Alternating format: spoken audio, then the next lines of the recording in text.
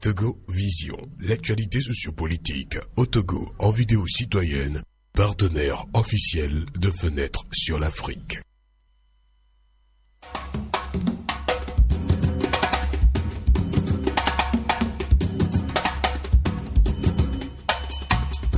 Au Togo, pendant que le gouvernement estime avoir fait d'énormes progrès en matière des droits humains, l'arrestation du pasteur Ido Komi, président du mouvement Martin Luther King, arrêté le 10 mars 2016 et déféré le lendemain à la prison civile de Lomé, suscite de vives réactions. L'apôtre de la voix des sans-voix, la voix des opprimés, est inculpé pour outrage à la magistrature. En effet, tout comme les manifestations en 2014 et 2015, le président de la délégation spéciale de la ville de Lomé a encore interdit sans motivation la manifestation du mouvement Martin Luther King prévue le 10 mars dernier pour protester contre le flou qui entoure l'instruction judiciaire du dossier du meurtre de feu Djobesi à Kosiwa, retrouvée morte dans le puits du Nigérien le 15 janvier 2015. Mais d'ores et déjà, les organisations de la société civile et des partis politiques ont réagi à travers des communiqués demandant la libération sans condition du pasteur Ido Komi. Le principal parti de l'opposition au Togo, Alliance nationale pour le changement, fustise la recrudescence des pratiques liberticides que le régime met une fois encore en branle pour renforcer le climat d'intimidation, d'insécurité, de peur créé et entretenu au dessein, notamment dans la perspective des prochaines élections locales. Et pour en savoir plus sur l'inculpation du pasteur Ido Komi, nous accueillons en ligne en direct depuis Lomé Maître Anina Yakubu et Maître Gilles Benoît Afan-Beji.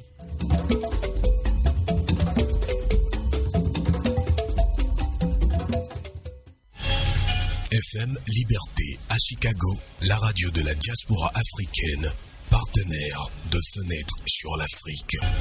Merci de votre fidélité sur le 3xW-canalk.ch, émission synchronisée sur FM Liberté à Chicago et EBN Radio en France. Nous accueillons, comme je le disais en ligne en direct depuis Lomé, deux avocats. D'abord, nous accueillons Maître Anina Yakubu. Bonsoir. Bonsoir, monsieur. Merci de nous accompagner en direct depuis Lomé. Également, depuis Lomé au Togo, Maître Gilles Benoît Afan-Beji. Bonsoir. Bonsoir Amos, bonsoir à vos auditrices et bonsoir à vos auditeurs. Merci également. Eh bien, Maître Anina Yakubu, vous êtes le principal avocat du pasteur Ido Komi qui est inculpé pour outrage à la magistrature. Alors, Maître Anina, comment en est-on arrivé à cette inculpation? Merci.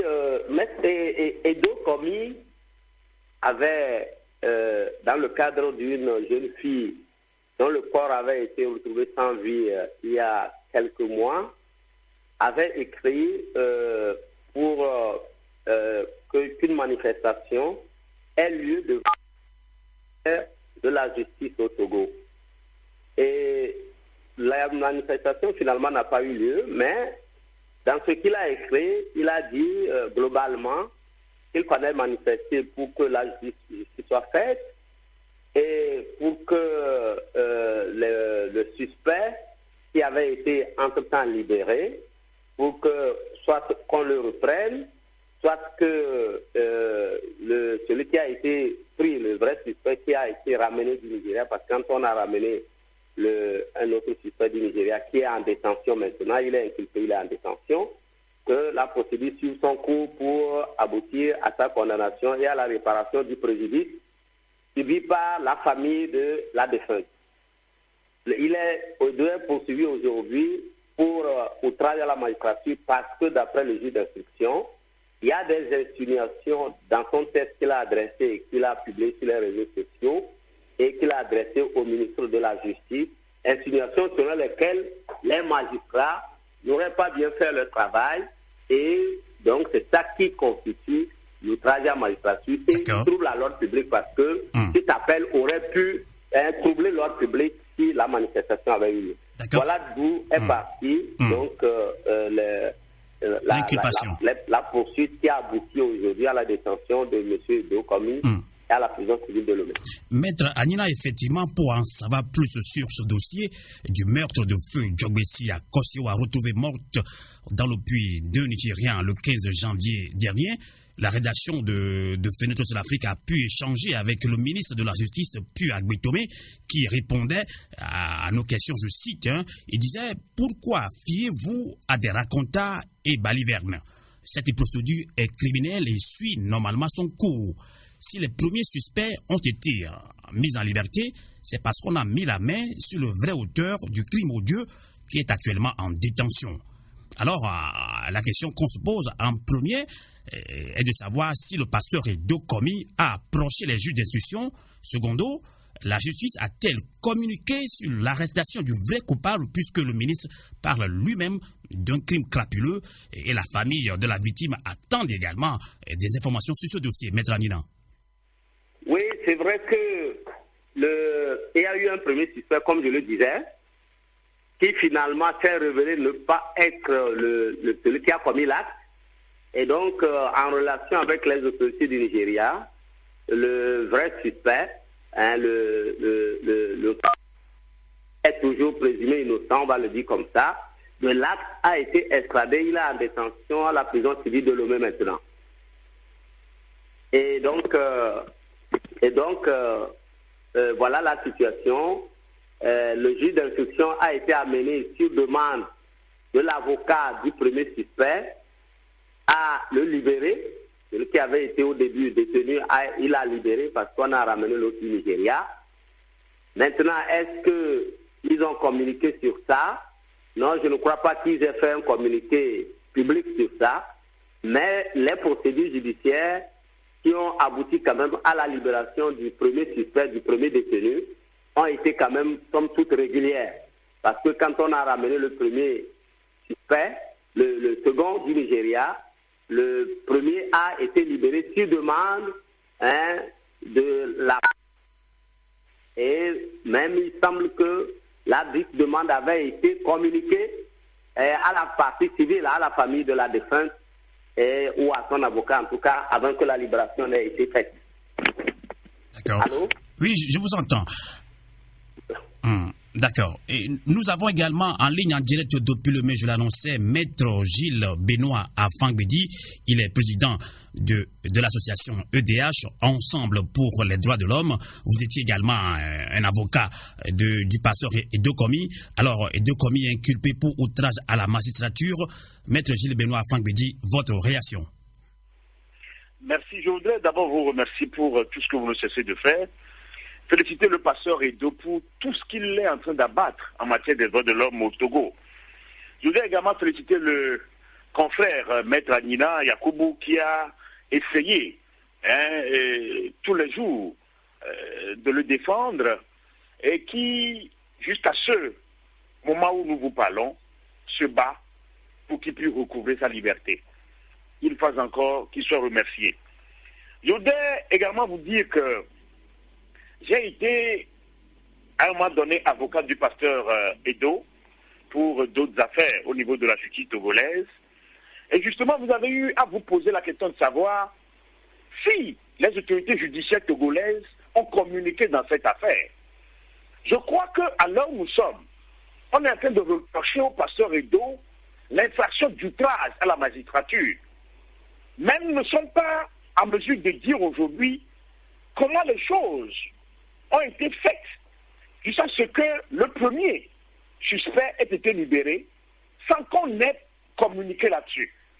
Je vous jure que lorsque nous parlons du terrorisme en France, lorsque nous parlons de ce qui s'est passé à Mango, je crois que mon confrère Yakubu Anina, il est d'ailleurs de Mango, où il y a eu des morts. C'est un dossier à l'instruction. Quand on ne nous dit pas que c'est un dossier qui est à l'instruction, on ne peut pas communiquer là-dessus. Je me rappelle que, s'agissant du dossier de Mango, le juge d'instruction avait même eu à faire une sortie médiatique pour situer l'opinion. Parce que ce qui s'est passé, c'est hautement condamnable. Et nous avons également le cas en France, où chaque fois, les juges interviennent médiatiquement pour situer le peuple français. Je ne vois pas pourquoi on ne peut pas le faire au Togo. Donc ce qui s'est passé, c'est entre une Togolaise et un Nigérien, ou bien des Nigériens. Et justement, le jour-là, on avait même voulu, les gens ont voulu s'attaquer aux populations Igbo au Togo. Mais, quand cela ne tienne, les choses ont été maîtrisées et il n'y a pas eu de grabuge. Alors, dans ces conditions, pour éviter qu'il y ait trouble à l'ordre public, lorsqu'on est amené à libérer le suspect numéro 1, on doit avoir communiqué si tuer le peuple togolais. Parce que c'est notre sœur, Diompetti, c'est notre sœur togolaise qui a été tuée, lamentablement, qui a été pratiquement assassinée. Donc, on ne peut pas ne pas communiquer là-dessus. Je crois que le juge d'instruction ou le procureur de la République, qui est le directeur de l'enquête, peut communiquer sur cette affaire. Et là, le pasteur Edo ne serait pas amené à engager des démarches même pour des manifestations publiques. Je crois que le pasteur Edo, à l'heure où nous sommes, n'a rien fait de mal. Mais, pour ma part, je dis tout simplement qu'on l'aurait compris autrement et qu'on ne devait même pas l'amener en prison. On pouvait l'auditionner, on pouvait l'écouter, voir ce qu'il est en train de faire et envisager des pistes de solutions. D'accord, maître. Je ne pense pas que ce soit la bonne manière. Maître Gilles Benoît, en quoi ce que vous déclarez dans cette émission Fenêtre sur l'Afrique, donc peut-on considérer l'arrestation du pasteur Edo Komi d'arbitraire? Non, mais je dis que c'est quand même trop poussé, c'est quand même trop osé. Le pasteur Edo, tout le monde le connaît, il fait beaucoup de choses. Ce pasteur, il a même eu, par ses activités, à permettre que des villages ont l'électricité. On doit le féliciter pour ça. Et il est dans tous les domaines, il est sur tous les fronts. Alors, si d'aventure, il a écrit quelque chose qui choque, je crois que la meilleure façon, c'est de lui dire de venir, qu'il communique avec les autorités judiciaires et qu'ils puissent trouver ensemble une solution d'approche et situer l'opinion nationale. Mais le mettre en prison, je ne pense pas que ce soit la meilleure solution. D'accord. Voilà. On va voir ce que pense également son avocat qui traite ce dossier de l'arrestation du pasteur Edo Komi inculpé d'outrage à la magistrature. Eh bien, maître Anina Yakubu, j'espère que vous êtes toujours avec nous en direct depuis Lomé pour maître Gilles Benoît Fangbedi, président de EDH Ensemble pour les droits de l'homme. Il est également défenseur des droits de l'homme. Pour lui, outrage à la magistrature, c'est quand même trop poussé. Alors, on peut se poser la question à supposer l'infraction réelle. Alors, rend-elle obligatoire un dépôt en prison? Maître Anina Yakubu. Voilà. Est-ce que l'infraction existe d'abord? Moi, j'ai dit là-bas que je n'ai pas vu d'infraction parce qu'il n'a nulle part dit les magistrats ont pris de l'argent ou que les magistrats ont manqué à leur obligation professionnelle ou autre. Il a seulement dit il faut que la vérité se manifeste. Et il voulait simplement que le cours de la justice concourt normalement pour aboutir à la condamnation des mises en cause et à la réparation du préjudice subi par la famille. Je n'ai pas trouvé d'outrage. Je n'ai pas non plus vu de troubles potentiels à l'ordre public. Parce que le pasteur Edo, dans ses écrits, avait clairement dit qu'il fallait manifester pacifiquement. Vous comprenez que ce qui est pacifique n'est pas violent, ne trouble pas l'ordre public. Donc, moi, je n'ai pas trouvé d'infraction. Maintenant, à supposer même qu'il y ait d'infraction, la détention n'est pas nécessaire parce que la détention préventive a au moins 3 buts. Soit d'empêcher que le prévenu quitte le territoire national, soit d'empêcher qu'il se fasse les preuves ou d'empêcher qu'il suborne les témoins. Il n'y avait aucun de ces risques en la circonstance. C'est pourquoi j'ai constamment demandé au juge d'instruction que le pasteur Edo puisse bénéficier de la liberté provisoire, ne serait-ce que sous contrôle judiciaire. Mais nous n'avons pas été suivis. Cependant, nous ne serons pas qu'après l'interrogatoire au fond qui devrait intervenir très rapidement, que nous puissions introduire une demande de liberté provisoire et que le juge d'instruction y accède. Voilà ce que je peux dire. La détention n'est peut-être pas nécessaire pour des faits comme cela. Mais comme ils ont décidé de mettre un mandat de dépôt. Nous allons poursuivre le combat, comme le disait Maître Afangwendi, pour que nous puissions aboutir rapidement à sa liberté, mise en liberté dans les jours qui suivent. Voilà ce que je peux dire par rapport à ça.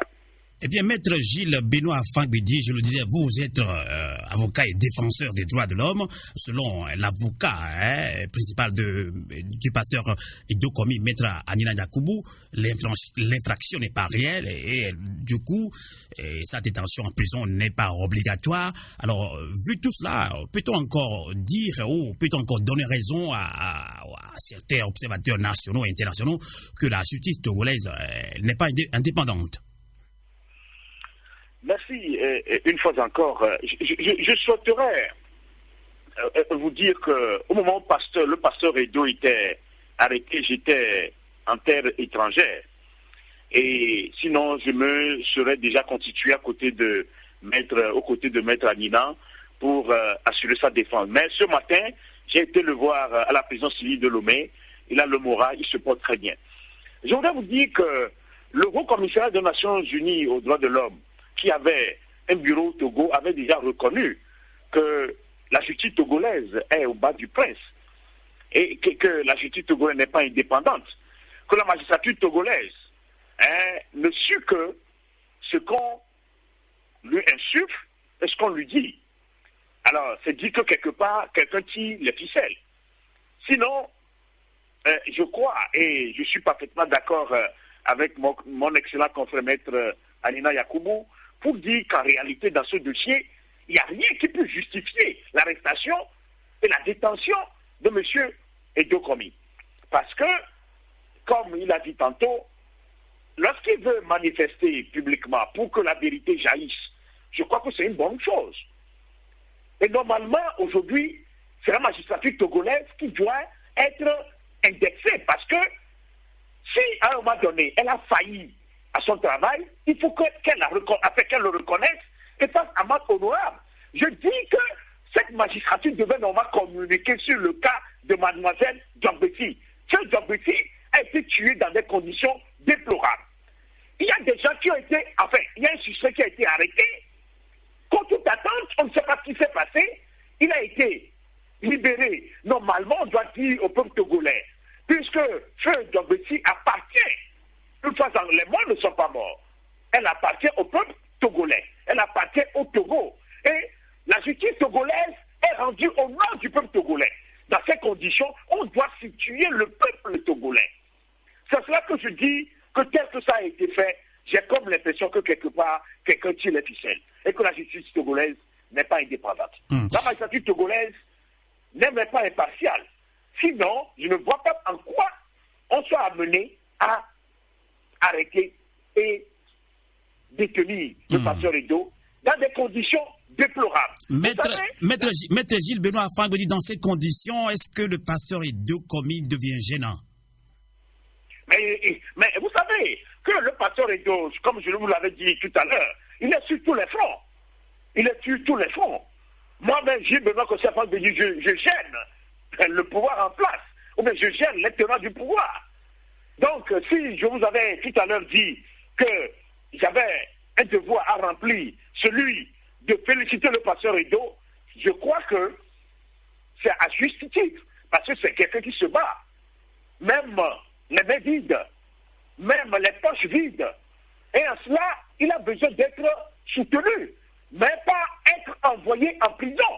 C'est à cela que je dis que quelque part, la justice togolaise, au lieu de faire son travail, a mis un innocent en prison. Parce que pour moi, sans avoir communiqué sur ce dossier, la justice togolaise a failli. Et il faut qu'elle reconnaisse cela. Sans l'avoir reconnu et mettre un innocent en prison, alors que les grands criminels de ce pays économique, du sang et autres, courent toujours, je crois que c'est aller trop loin. Je l'avais dit tantôt, je crois que, pour ma part, il y a des choses qu'on doit faire, autre que d'envoyer le pasteur Edo Komi en prison. Je vous dis qu'il y a des gens qui ont torturé dans ce pays. Il y a des gens qui ont pillé les richesses de notre pays. On les connaît. Mais on n'a jamais inquiété ceux qui ont torturé. Alors que la torture, c'est un crime.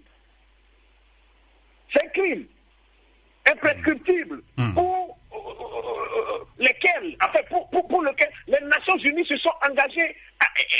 Je dis que vraiment c'est dommage. Et j'ai comme l'impression que nous sommes sur une autre planète au Togo. Un activiste des droits de l'homme ne se fait pas arrêter comme un vulgaire bandit. C'est clair. Il fait son travail, il faut qu'on le laisse le faire. Je sais que nous sommes au-dessus de la loi et que la loi est la même pour tous. Mais je dis que dans ce dossier, tout est assis sur du vent et que la magistrature togolaise a failli à son devoir, qui est de communiquer, d'informer le peuple togolais sur le cas de Feu Djambouissi. D'accord. Merci beaucoup, Maître Gilles Benoît Afang-Bedi. Alors, Maître Anina Yakoubou, je rappelle à nos auditeurs que vous êtes le principal avocat du pasteur Edo Komi. Vous continuez à combattre malgré que l'infraction n'est pas réelle. Alors, la question qu'on peut se poser, est-ce que la mise en liberté conditionnée du pasteur Edo Komi fait-elle échec à l'aboutissement de la procédure? Pas du tout. Dès qu'il a été inculpé, on aurait pu le laisser en liberté immédiatement. C'est ce que nous avons demandé. La procédure se poursuivra. Monsieur Edo Komi ne peut pas quitter le territoire togolais pour cette raison-là. S'il est en liberté aujourd'hui, il va répondre à toutes les convocations du juge d'instruction, d'autant plus que, comme nous l'avons déjà vu, l'infraction n'est pas constituée et que pour une infraction comme celle-là, nous savons que lorsque l'affaire allait jusqu'à son terme pour aboutir au jugement, M. Edo Komi sera purement et simplement relaxé. Donc, si on lui accorde la liberté provisoire, il n'y a aucun risque. La procédure va se poursuivre. Il va répondre à toutes les convocations du juge d'instruction pour que, jusqu'à ce que la procédure aille à son terme. Il n'y a aucun risque du tout. Il peut être mis en liberté provisoire et c'est ce que nous allons poursuivre à partir de lundi encore, pour qu'il soit libéré et que la justice poursuive son cours. Alors aucun risque, aucune raison même ne peut militer à ce qu'on le garde en prison pour un jour de plus. On peut le mettre en liberté et la procédure va poursuivre son cours. C'est clair. Son cours normalement. D'accord. Merci pour cette information sur sa liberté conditionnelle qui ne peut pas mettre un échec à l'aboutissement de cette procédure. Eh bien, Maître Gilles Benoît Afang-Bedi, pour vous libérer, une dernière question. En somme, selon vos déclarations, bien selon vos réflexions sur cette arrestation que des partis politiques et société civile au Togo considèrent comme arbitraire, alors selon des observateurs, notamment des défenseurs des droits de l'homme, cette infraction demeure existante au code pénal togolais et revêt un caractère arbitraire et foule ainsi au pied les dispositions primaires en droit de l'homme. Alors, en tant qu'avocat, est-ce que vous confirmez cela, Maître Gilles Benoît Afang-Bedi? Vous savez que beaucoup de choses peuvent être dites à des moments donnés, mais au lieu de répondre à votre question, puisque nous n'avons pas assez de temps, je vais tout simplement dire que le peuple togolais doit prendre ses responsabilités. Et que, je l'ai toujours dit, que lorsque nous disons que le cas ne nous concerne pas, que par exemple le cas du pasteur Edo ne nous concerne pas, lorsque demain nous serons dans la même situation, nous ne verrons personne pour nous aider. Et c'est en cela que je voudrais partager avec vous cette affirmation de Martin Niemöller, c'est un Allemand. Et dit, lorsqu'on est venu chercher les catholiques, je n'ai pas réagi parce que je n'étais pas catholique.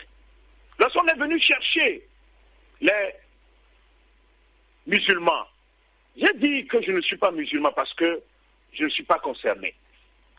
Lorsqu'on est venu chercher les juifs, je n'ai pas réagi parce que je n'étais pas juif. Lorsqu'on est venu chercher les syndicalistes, je n'ai pas réagi parce que je n'étais pas syndicaliste. Et lorsqu'on est venu me chercher, il n'y avait personne pour protester. C'est ça. Vous savez, ce qui se passe dans notre pays doit nous interpeller.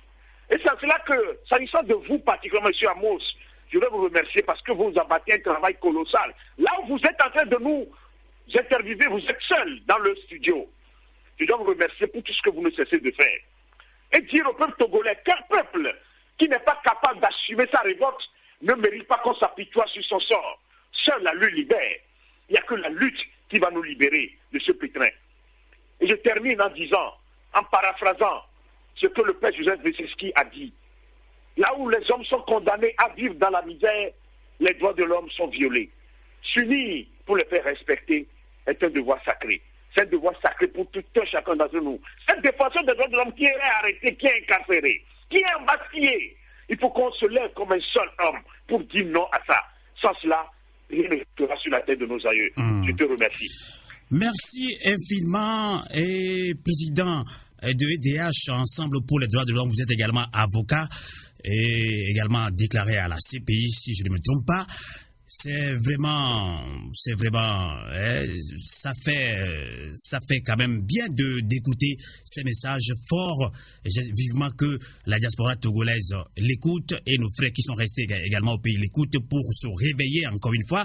Alors, maître Anina Yakubu, je le disais, vous êtes le principal avocat du pasteur Edo Komi, inculpé pour outrage à magistrature. Une minute, est-ce que vous avez un mot à l'endroit de la diaspora et nombreuse à l'écoute de cette émission, dans cette affaire arrestation du pasteur Edo Komi? Le mot que j'ai pour terminer, c'est de vous dire merci à vous, à votre radio qui permet de relayer le travail que nous sommes en train de faire en interne par rapport à ce dossier. Remercier les frères et sœurs de la diaspora pour l'intérêt qu'ils portent à cette question et à tout ce qui se passe dans notre pays. Et leur dire aussi que nous allons faire ce qui est en notre possible, ce qui est conforme au droit. Nous utiliserons toutes les voies de droit pour aboutir à ce que M. Edo Komi soit libéré très rapidement, parce que cela est justice. Il n'y a pas de raison que, même si une telle infraction existait, qu'il séjourne à la prison civile de Lomé. Nous continuons le travail pour Edo Komi et pour tous ceux dont les droits seront injustement violés, qui seront détenus injustement sur la base de fausses allégations, sur la base d'infractions qui n'existent pas. Nous continuons pas à travailler pour les défenses, c'est ça notre mission d'avocat. Nous travaillons pour que la liberté prévale et que la détention préventive ne soit plus l'exception dans notre pays. Voilà ce que je peux dire à tous. En tout cas, m'avoir invité. Merci également à nos deux avocats de nous avoir accompagnés en direct depuis Lomé pour nous expliquer le contour de l'arrestation que d'aucuns considèrent d'arbitraire. Justement, l'arrestation du pasteur Edo Komi, président du mouvement Martin Luther King. Merci et bonsoir. Le pasteur Edo Komi est en détention. Une mobilisation sur toutes les formes s'impose. Une fois encore, notre constitution est bafouée, nos droits fondamentaux sont aliénés. Et comme l'avait dit le pasteur Nimelé, quand on a arrêté les communistes, je n'étais pas communiste, je n'ai rien dit. Quand on a arrêté les socialistes, je n'étais pas socialiste, je n'ai rien dit. Quand on a arrêté les juifs, je n'étais pas juif, je n'ai rien dit. Quand on a arrêté les syndicalistes, je n'étais pas syndicaliste, je n'ai rien dit. Quand on est venu m'arrêter, il n'y avait plus personne pour protester.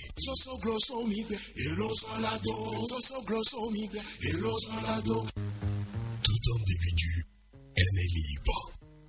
Libéré, pasteur Edo Komi. Il est la voix des sans-voix, la voix des opprimés. Pour la liberté d'expression et la démocratie, libéré, le pasteur Edo Komi.